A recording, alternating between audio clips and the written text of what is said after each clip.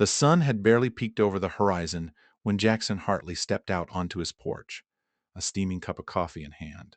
The crisp morning air of suburban Philadelphia nipped at his cheeks as he surveyed his meticulously maintained front yard. It was a ritual he'd perfected over years of early mornings, a moment of tranquility before the hustle of the day began. As Jackson's gaze swept across the quiet street, a figure caught his attention. A man, disheveled and swaying slightly, was making his way up the sidewalk. There was something vaguely familiar about him, but Jackson couldn't quite place it.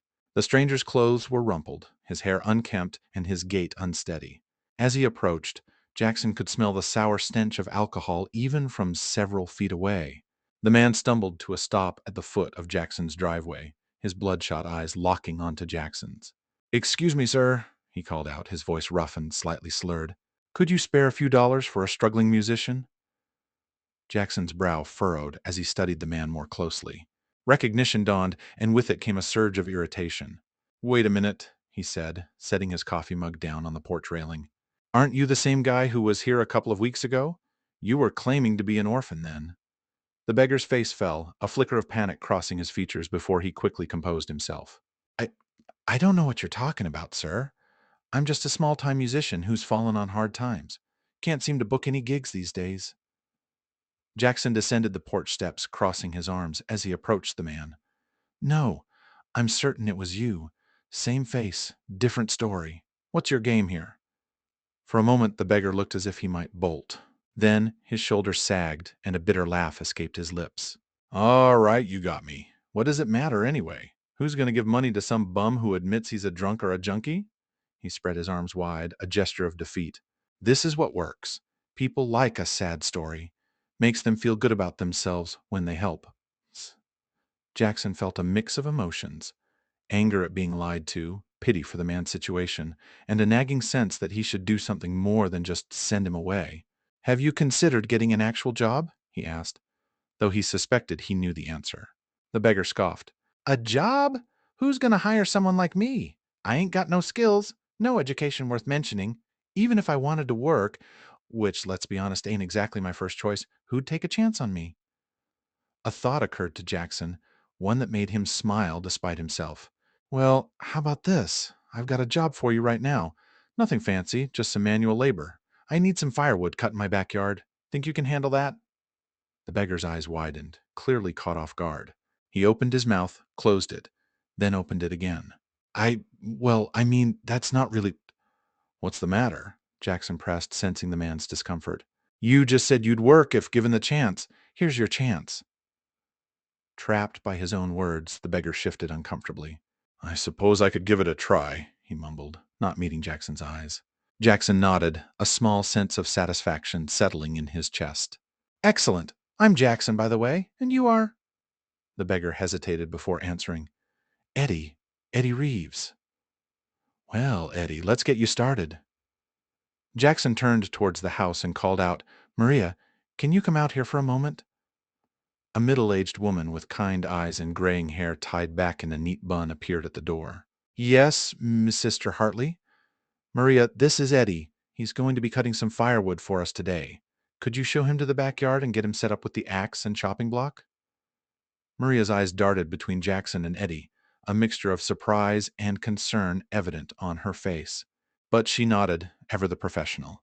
"Of course, Mr. Hartley. Right this way, Mr. Eddie." As Maria led Eddie around the side of the house, Jackson could hear her gentle voice explaining the task ahead. He picked up his coffee mug and took a long sip, wondering if he'd made the right decision. Only time would tell if this impromptu act of charity would bear any fruit. Little did Jackson know that this encounter would set in motion a series of events that would change not only Eddie's life, but his own as well. As he watched the unlikely pair disappear around the corner of the house, he couldn't shake the feeling that this was only the beginning of a much larger story.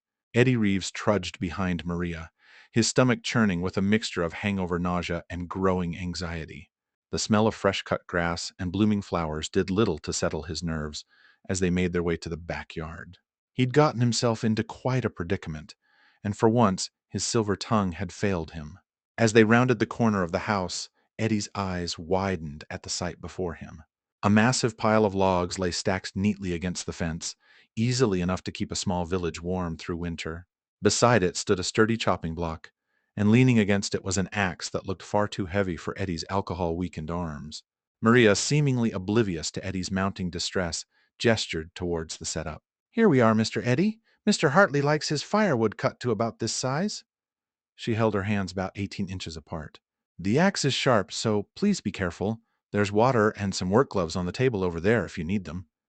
Eddie nodded numbly, his throat too dry to form words. As Maria turned to leave, he managed to croak out, How how long am I supposed to work?" The housekeeper paused, considering.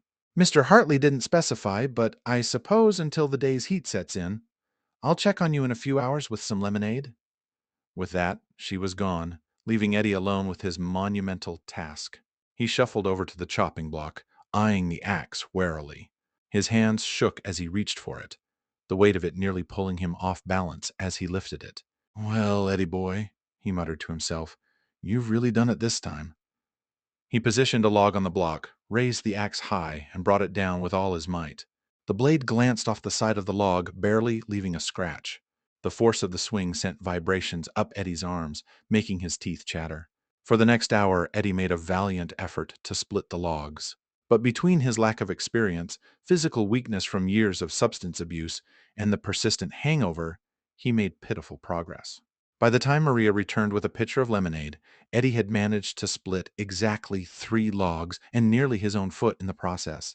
"Oh my!" Maria exclaimed, taking in the scene. Eddie sat slumped against the fence, shirt soaked with sweat, hands blistered, and a look of utter defeat on his face. The pile of logs remained largely untouched. Eddie looked up at her, his eyes pleading. "I can't do it," he admitted. "I've never done this kind of work before. I don't know how, and I'm not strong enough." Maria's expression softened. She set down the lemonade and pulled off her apron. "Mr. Hartley doesn't need to know that," she said, picking up the axe. "Let me show you how it's done." To Eddie's amazement, Maria positioned a log on the block, raised the axe, and with a swift, practiced motion, split it cleanly in 2. She repeated the process several times, each stroke precise and effective. "My father was a lumberjack," she explained, noticing Eddie's slack-jawed expression. "He taught all his children, boys and girls alike." For the rest of the morning, Maria chopped wood while Eddie stacked the split logs. They worked in companionable silence, broken only by Maria's occasional instructions on proper stacking technique. By lunchtime, they had made significant progress on the pile. As they sat in the shade, sipping lemonade, Eddie found himself opening up to Maria. He told her about his struggles with alcohol, the lies he'd told to get by, and the shame that ate at him daily. "I don't know how to be anything else," he confessed. "This life, it's all I know." Maria listened without judgment, her eyes full of compassion. "It's never too late to change, Mr. Eddie. Everyone deserves a second chance."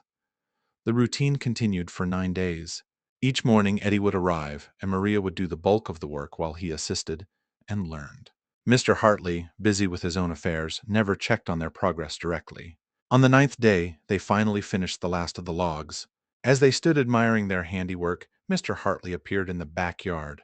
"Well done, Eddie," he exclaimed, surveying the neatly stacked piles of firewood. "I must say I'm impressed. You've earned this." He handed Eddie an envelope containing several crisp bills. Eddie's hand closed around the envelope, a mix of emotions swirling within him. Pride at the completed task warred with guilt over the deception. He mumbled his thanks and quickly excused himself, the weight of the unearned money heavy in his pocket. His feet carried him automatically towards Joe's liquor store, his usual haunt. But as he reached for the door handle, he caught his reflection in the grimy window. The face that stared back at him was one he hardly recognized. Gaunt, weathered, eyes devoid of hope.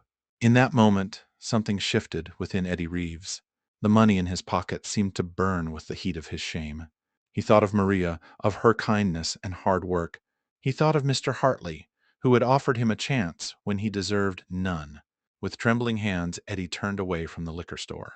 For the first time in years, he made a decision not driven by the need for his next drink. He began the long walk back to Mr. Hartley's house, the envelope clutched tightly in his fist. As the sun began to set, casting long shadows across the suburban streets, Eddie Reeves took his first tentative steps on a new path, one that would lead him towards redemption, though he didn't know it yet. The road ahead would be long and difficult, but for the first time in years, Eddie felt a glimmer of hope.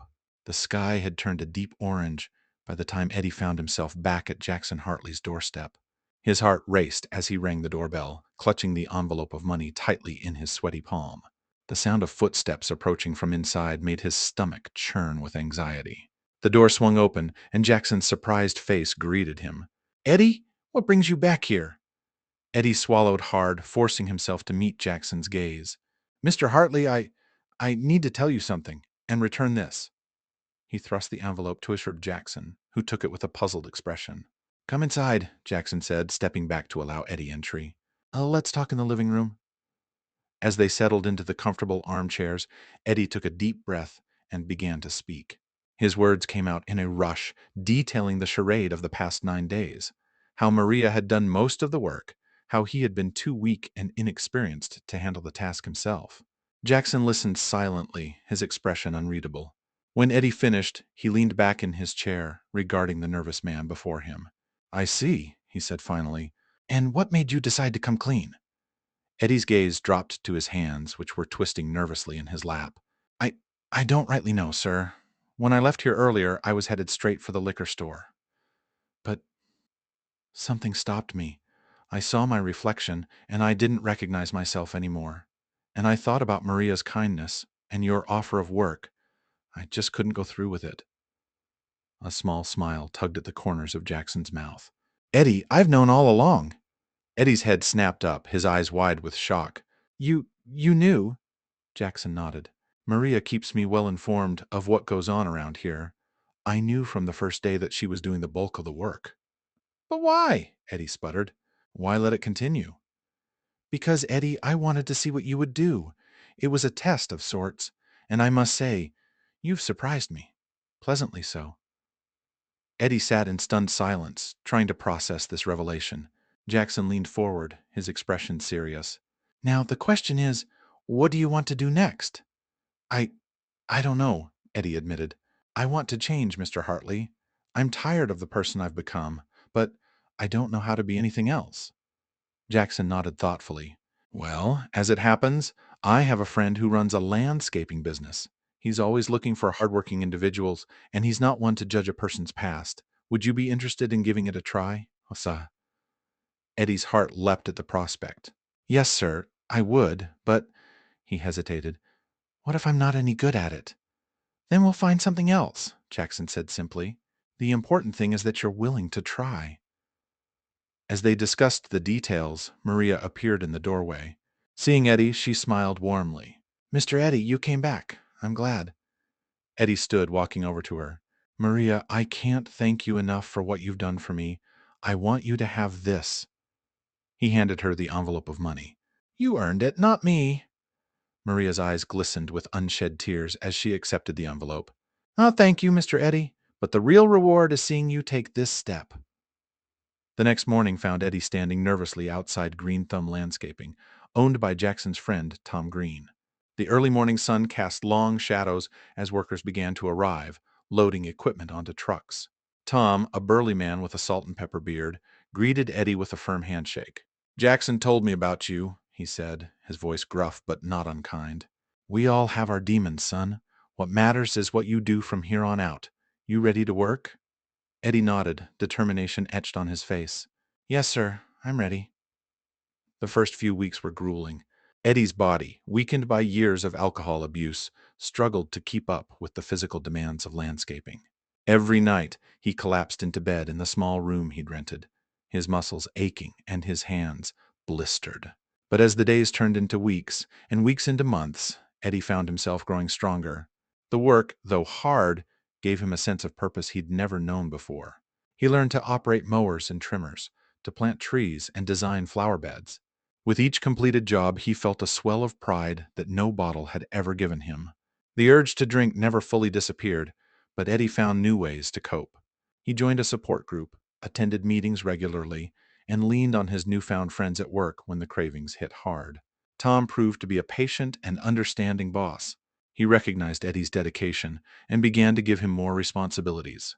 By the end of his first year, Eddie had been promoted to team leader. One crisp autumn evening, as Eddie walked home from work, he passed by Joe's liquor store. He paused, looking at his reflection in the window. This time the face that looked back at him was different, clear-eyed, healthier, with a quiet confidence that had been absent for so long. Eddie smiled at his reflection, then continued on his way home. He had a support group meeting to attend, and tomorrow was another day of honest work. For the first time in years, Eddie Reeves was looking forward to the future. As he walked, the setting sun painted the sky in brilliant hues of orange and pink, a fitting backdrop for the new chapter in Eddie's life. The road ahead was still long, but he was no longer walking it alone. 5 years had passed since Eddie Reeves had stumbled onto Jackson Hartley's property, a broken man seeking his next drink. Now, at 35, Eddie barely resembled that lost soul. The early morning sun cast long shadows across the neatly manicured lawn of a suburban home as Eddie climbed out of his work truck. He breathed in the crisp air, a smile playing on his lips as he surveyed the property.